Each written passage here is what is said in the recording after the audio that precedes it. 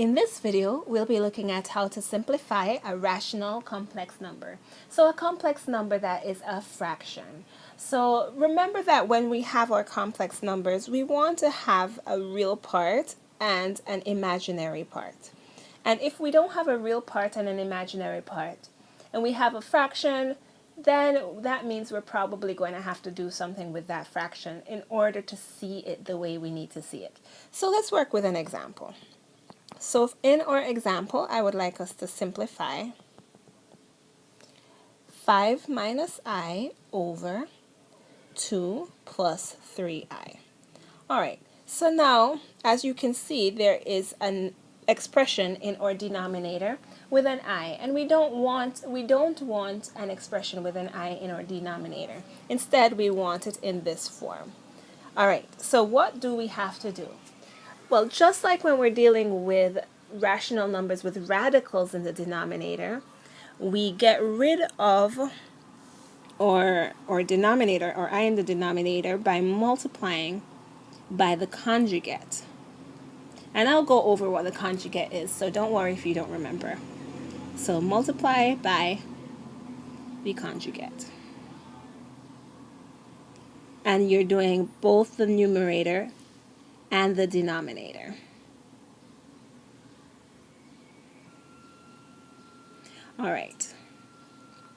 So the conjugate of the denominator is what we're going to be multiplying by.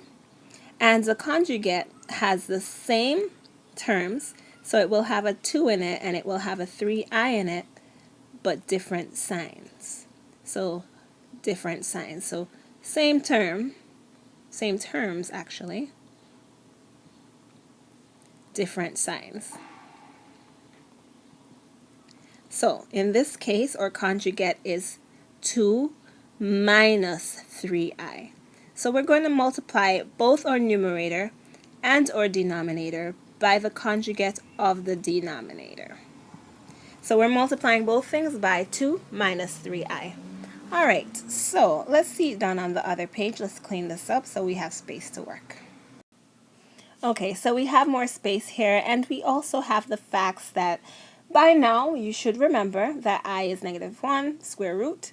I squared is negative 1, I to the third is negative I, and I to the fourth is 1. Again, these things are things you should know. If you don't know yet, you should memorize. Okay, alright, so now let's work with first the top, and we're going to do first outer inner last. So we get first 10 outer minus 15i inner minus 2i last plus 3i squared all over first. So now we're doing the bottom. 4 outer minus 6i inner plus 6i, and the beautiful thing happens here, take note, and last minus 9i squared. Alright, so the thing that happened that we wanted to happen, other than the sirens outside, is the fact that we have like terms here and here that cancel each other out. We don't want any i's in the bottom, and so now we don't have any i's in the bottom. Well, what about this, you ask? Well, if you recall, I squared is actually just negative 1. So even though we do see an I squared here, we can replace that with a negative 1. So let's go ahead and do that. So we have at the top 10, and now like terms, negative 15i minus 2i gives us negative 17i plus 3 times I squared is actually just negative 1, so I put that there, over 4 minus 9 times negative 1.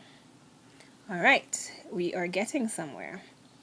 So here we have negative 3, so 10 minus 3 gives us 7 minus 17i over 4 minus negative 9 So that's really 4 plus 9 gives us 13.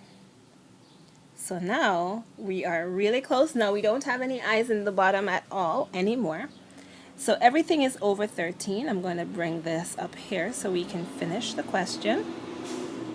All right, so we have 7, which is divided by 13, minus 17i, which is also divided by 13. So now we have our real part, and we have our imaginary part, and we're done. This is our answer.